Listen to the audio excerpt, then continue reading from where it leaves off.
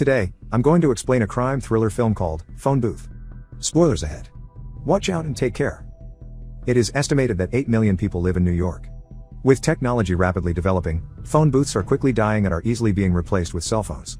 For New York City publicist Stuart Shepard, a brand new day is just another ordinary day of attending meetings and making endless phone calls to his clients. One day, Stu uses a phone booth at 53rd and 8th, and while he's making his call, he removes his wedding ring. Just then, a pizza delivery guy shows up, and Stu rudely tells him to go away, saying that there must be some mistake. However, the man insists that he got the right person and that the pizza is already paid for. Annoyed, Stu cusses at him before giving him $5, telling the delivery guy to eat the pizza himself. The delivery guy is left humiliated, but he's forced to take the money and leave. Stu is finally able to call Pam, an aspiring actress who also plays the role of the girl he's seeing behind his wife's back. Pam asks him why he's always in the same phone booth at the same time every day before asking how his day is. Stu tells her that his day is getting better, then informs her that he's brought up her name to some publicists for the part of Mel Gibson's leading lady, along with other actresses. After that, Stu invites Pam to meet him for a couple of martinis at the City Hotel, saying he'd like to introduce her to some people and talk about her career. Though she's reluctant to refuse, Pam tells Stu that she can't due to a prior commitment. Disappointed, Stu tells her that he's rescheduled one of his meetings just to see her, and when she asks him if he's mad, Stu says that he isn't. Pam appeases him by asking to meet the following day, and he agrees before ending the call. Stu is about to wear his wedding ring again when the payphone suddenly rings. Stu answers it, and the man on the other end of the line tells Stu that he'd hurt his feelings when Stu didn't accept the pizza. Stu asks him who he is, but the man only tells him not to even think about leaving that phone booth. According to the man, the pizza's purpose was to keep Stu's strength up for what's coming next. Thinking that it's just a prank call, Stu tries hanging up, but the man warns him not to, ominously mentioning that Stu will learn to obey him. For the second time, Stu asks him who he is, and the man replies that he's someone who enjoys watching Stu. Suddenly feeling conscious, he looks around, trying to find where the caller is. The man then starts describing what Stu is wearing, so Stu asks him where he is. The caller tells him to check out the windows, so he does. Not entirely convinced that the caller is watching him, Stu asks the man what he's doing, and when the caller gets it right, he lifts his hand in the air and raises his middle finger, offending the man. The caller tells him that that's not nice, then calls him Stu. Trying not to show his surprise, Stu tells the caller that he doesn't know any Stu. When the man asks him if he prefers to be called Stuart, Stu replies that many people in that neighborhood know him. The caller then recites Stu's full name and address, so Stu tells him to get lost.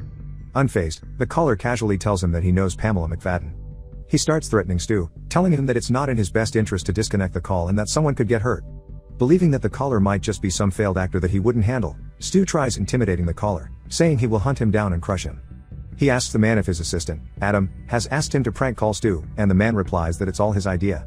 For the last time, Stu tells the man that he's hanging up, and the caller tells him that he'll say hi to Stu's wife, Kelly, for him, before ending the call. Using the phone's callback feature, Stu tries calling the man again but fails. He then steps outside the phone booth, carefully watching his surroundings. After minutes of standing there, the payphone rings once more. Stu answers it, asking the caller what he wants, and the caller says that he wants Stu's full attention. Stu asks the caller if he's an actor, and the caller sarcastically replies that he is, adding that he's one of Stu's pathetically failed ones. Stu tries to offer him help by getting him auditions, but the caller questions his ability to get him auditions since he's a publicist and not an agent. Stu promises that he can call some of his contacts, and that's when the caller orders Stu to call the person he contacted from when he first got into the phone booth. Stu pretends that he doesn't know what he's talking about, but the man says he already wrote the number down, adding that he can see every number Stu has pressed. Since he refuses to call Pam, the man calls her for him instead, leaving Stu baffled while the phone rings. When Pam answers the phone, the caller puts her on speaker so Stu can hear her. The caller introduces himself to Pam as one of Stu's friends, then tells her that Stu lies. When Pam tries talking to Stu, asking if what the man said is true, he fruitlessly tells her to hang up the phone, but the caller informs Stu that Pam can't hear him. Going back to Pam, the caller tells her that Stu hasn't been completely honest with her. The caller asks her why a man with a cell phone would call every day from a phone booth, and Pam answers that Stu says that it's quieter that way. He calls that a stupid reason, and he nonchalantly reveals that Stu calls her from a phone booth every time because his wife checks his cell phone bills. That means that calling from a phone booth wouldn't leave any trace of their conversation. Pam stammers, insisting that Stu told her he isn't married, but the caller states that Stu is married to a woman named Kelly. To further humiliate him, the caller tells Pam that the only reason Stu is inviting him to the City Hotel is that he wants to sleep with her, adding that it's got cheap rooms for cheap girls. Pam tries to defend herself, saying that she wasn't planning on sleeping with him and that since he has promised to help her, she's keeping in touch with him. Before ending the call, the caller tells Pam that Stu has never even made anyone a star. At the phone booth, a hooker impatiently tells Stu to hang up the phone. Without even flinching, he tells her to go away, and the woman curses him before leaving. Stu tries to ask the man why he's doing all this, but the caller cuts him off, saying that they should call Kelly. Stu immediately says that his wife is not home, but the caller replies that he's sure she's at the shop in Columbus. When Stu tries to ask the caller how he knows all that information about him and Kelly, the man ignores him, instructing him to speed dial his wife and press auto 1, which is Kelly's button. Stu then asks what he should tell Kelly, and the man says he should come clean and admit that he's cheating. Stu gets defensive, claiming he's not cheating on his wife and that he never has. Stu then compares his relationship with Kelly and Pam to having a beautiful home. He says even though a guy has a home, he still dreams of having a quick vacation, staying in a nice hotel room with a great view. The caller laughs and mocks Stu, saying that Kelly is a home while Pam is a motel. Stu swears at him, and the caller tells him that the language is uncalled for. Meanwhile, the hooker comes back and angrily tells Stu to let her use the phone, and they get into an argument again. Stu yells that she can use other phones in New York or maybe a phone in a restaurant, which only angers the woman. She then threatens Stu that she'll be back before finally storming off. Listening to the entire thing, the caller laughs again at Stu. He begs the caller not to call his wife, and in exchange, they'll do some headshots with a photographer. The caller only chuckles before asking if he really believes that he's an actor. Before Stu could answer, the caller tells him that he's not an actor and that he only wants Stu to come clean to his wife. With no other choice, Stu calls his wife using his cell phone. When Kelly answers, the caller instructs Stu to hold the phone close to the receiver so he can hear it. Stu does as he's told, and then his wife asks him where he is before telling him that some guy has called her, saying that Stu would be calling her from a phone booth to tell her something important. Stu explains that there are many prank calls going around, while on the other line, the caller wants Stu to tell Kelly that he's been inviting girls to have drinks with him at discreet hotels. While talking to Kelly and the caller, the woman from before comes back with one of her companions, and the two women harass Stu into leaving the phone booth. Hearing the commotion from the other line, Kelly asks Stu what's going on, and her husband tells her that it's just some hookers who want to use the phone, aggravating the women. The ladies then start making a scene, banging on the phone booth. In the middle of all that, the caller wants Stu to tell Kelly that he wants to sleep with other women. Instead of following his orders, Stu informs his wife that there's a guy saying things about him, things that might not be true. As the women continue to harass him, Stu warns them that he'll call the cops. He then tells Kelly not to believe whatever the man tells her. Scared, Kelly asks Stu to come down to her store so they can talk, and Stu tells her that he'll try. After talking to his wife, Stu opens the phone booth and threatens the two women that he'll have them deported to Jersey. The women exchange a few more nasty words with Stu before finally leaving, and Stu resumes talking to his caller. As they continue their conversation, the caller accuses Stu of not telling his wife the truth. Stu then asks the caller why he wants to mess with Kelly's life when she has done him no harm, to which the caller says everybody does harm. Disgusted, Stu tells the caller that their conversation is over, but the man warns Stu that if he hangs up, the man will kill him. Doubtful that the man will actually kill him, Stu taunts the caller, asking him how he will kill him with only his binoculars. The caller replies that he never said he has binoculars and that he actually has a highly magnified telescopic image of Stu. The caller then reveals that he has a rifle, a .30 caliber bolt-action 700 with a carbon-1 modification, and a state-of-the-art Henschel tactical scope. Meanwhile, a small toy robot moves and stays in front of the phone booth. When Stu tells the caller that he doesn't believe him, the man pulls the gun's cocking handle, startling him. Nervous, Stu says that cops will immediately swarm that place if he tries firing a weapon. To test if what Stu just said is true, the caller starts counting, and Stu quickly ducks even before the man reaches number 3. The man tells Stu that ducking won't help him before firing, hitting the toy robot. The caller taunts Stu once more, saying that nobody even noticed that he just fired a gun. True enough, when Stu looks around, everyone's just minding their business as if nothing happened. Laughing, the man tells Stu to stand up and be a man. Outside the phone booth, the vendor notices his broken robot and starts talking to Stu. The caller asks if he wants him to take care of the vendor, but Stu tells him no, then gives the vendor some money so he'll go away. Then, another hooker shows up at the phone booth, but Stu just ignores her. The caller continues to talk, asking Stu to try to figure out where he is. The man says Stu's doing a lot better than the others, meaning that he's done it before. He describes how he shot a child-fixated man 10 days ago, and a corporate executive who had cashed in all of his stocks just before the bottom fell out, while others lost everything. After that, the caller asks Stu where he's aiming, and when he sees the little red dot on his body, just below his right shoulder, Stu answers his question. Then, the man inquires whether Stu knows anything about those killings, but Stu says he doesn't. The man gives him a hint, saying that all their belongings were left in their bodies, and that's when Stu realizes that those killings weren't robberies, they were executions.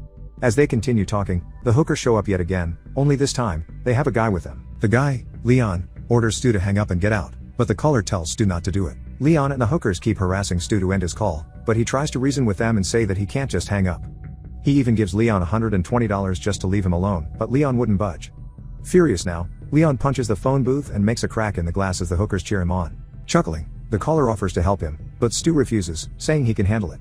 Leon then crosses the street to get a bat, and when he comes back, he smashes the phone booth's glass. Now completely exposed, Leon grabs Stu and puts him in a chokehold as he tries to drag him out of the phone booth.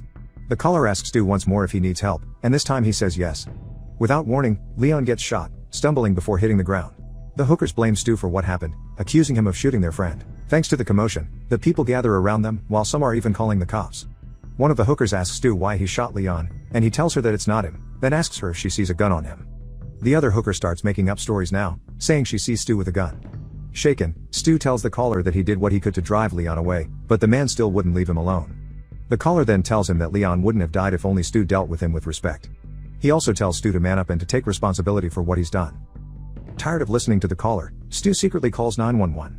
Since he cannot speak directly to the operator for fear of alerting the caller, Stu tries to keep him talking, giving the operator hints that he needs help. Unfortunately, the operator doesn't understand and hangs up. As soon as the 911 call ends, the caller shoots the side of the phone booth, grazing Stu's ear. The caller tells him that he heard the 911 call, and that's when Stu realizes that the caller has bugged the booth, which is also how he knows about Pam. The cops start showing up, and they order Stu to hang up the phone. When Stu tells them that he's on an important call, their captain, Ed Ramey, asks for his full cooperation. Captain Ramey tries negotiating with Stu, and the caller tells Stu that the captain is getting on his nerves. Captain Ramey continues talking to him, trying to see if there's any way he can make him surrender. To make things more interesting, the caller orders Stu to insult the captain by asking him if he still pleasures himself after his wife left him. Stu refuses, but the caller threatens to shoot the captain, forcing him to do as he's told. Without answering his question, the captain leaves, but not before asking one of the cops to call a techie who they can talk to about the payphone. As the reporters start arriving, the caller insults Stu by saying he's just a small time with a credibility problem. From afar, Captain Ramey instructs his men to trace the location of the person Stu is talking to. He also orders sharpshooters to be placed at different buildings in the area. Meanwhile, Stu's phone starts ringing, and when the caller asks him to answer it, he says he can't because the cops might think he's reaching for a gun. Before Stu can answer the phone, Kelly arrives at the scene, making Stu realize that it's not Kelly calling him, but the man he's talking to. Kelly then talks to Captain Ramey, telling him about the man who called her earlier at her shop, but the captain thinks it might be just another case of a jealous husband. Before she can go into the details of the call, Captain Ramey is called by one of his men, informing him that the sharpshooters are now in position. With the help of Kelly, Captain Ramey talks to Stu, but he denies knowing her, claiming she's not his wife. When the caller threatens to shoot Kelly, Stu asks him what he wants, and the caller orders him to tell the truth about Pam, promising to let him go if he does. Almost crying now, Stu calls out to Kelly, and she immediately runs toward the phone booth, with the cops making sure they maintain their distance. After hearing his confession, Kelly says she doesn't care about what Stu has done, and the caller tells Stu that he's not letting him go. Stu hangs up the phone, but it starts ringing again. At this point, Stu finally declares that he's giving himself up. He steps out of the phone booth, but when Captain Ramey demands his gun, he says he doesn't have one. The phone rings again, and as Kelly gets impatient, she tries to get near Stu, making the caller point the gun at her. Stu sees the red laser dot on Kelly's forehead, and when the captain sees it, too, he immediately orders everyone to stand down. Stu helplessly tells Captain Ramey that he needs to answer the phone, and after some begging, the captain eventually lets him. After realizing what they're dealing with, Captain Ramey tells one of his men that there's a sniper in one of the buildings and instructs him to let the others know and find him. Meanwhile, the caller informs Stu that he's planning on pinning Leon's murder on him, revealing that he stashed a gun on the phone booth's ceiling. With a murder weapon inside the booth, everyone will now believe that he shot Leon. The caller then teases Stu to look to a window with pink curtains, hinting that he's there, and asks him to use the gun to shoot him. Stu tries reasoning that the cops will shoot him even before he reaches the gun, and the caller only laughs. He tells Stu that he's right and that he's not even in that window. Pam then arrives, and the killer threatens to shoot her or Kelly if Stu doesn't take out the gun from the ceiling. Pretending to bend down to look for his ring, Stu secretly calls Kelly to let her know what's happening, and Kelly then passes the phone to Captain Ramey. With Stu out of sight, the caller has no idea that Captain Ramey is listening to their conversation. Captain Ramey asks Kelly about the phone call she mentioned earlier, and she tells him that a man contacted her, telling her that Stu would be calling her from a phone booth. The captain then orders Kelly to stay in the car, then tells his men what to do while ensuring that they won't alert the caller. Captain Ramey talks to Stu once more, hinting that he knows there's a sniper in one of the buildings and that his men are ready to spring into action once they find him. He also hints that Stu can trust him, that it's safe to step out of the booth. Meanwhile, the caller tells Stu to confess to everyone about how he's been lying about himself the whole time, making himself look important when he actually isn't. Again, Stu does as he's told, even calling himself a fake. As Stu sobs and continues to confess to everyone, including Kelly and Pam, the cops manage to trace Kelly's call earlier to Barclay Hotel.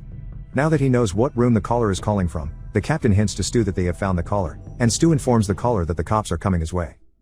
The cops mobilize, and when the caller threatens once more to shoot Kelly, Stu takes out the gun from the ceiling, steps out of the booth, and demands the caller to shoot him instead. In a matter of seconds, Stu is shot and everything goes into chaos. From the Barclay Hotel, the cops burst through the room where the caller is, only to find his dead body. Still lying on the floor, Stu is informed by the captain that he was only hit by a rubber bullet and that they have already apprehended the caller. Stu and Kelly reunite, and when the cops bring him the caller's dead body on a stretcher, Stu identifies him as the pizza delivery guy. While Stu's heavily medicated inside the ambulance, a man shows up and reveals himself to be the real caller and sniper. He warns Stu to get himself together, or he'll hear from him again. The caller leaves, and later, another payphone rings with another man answering it.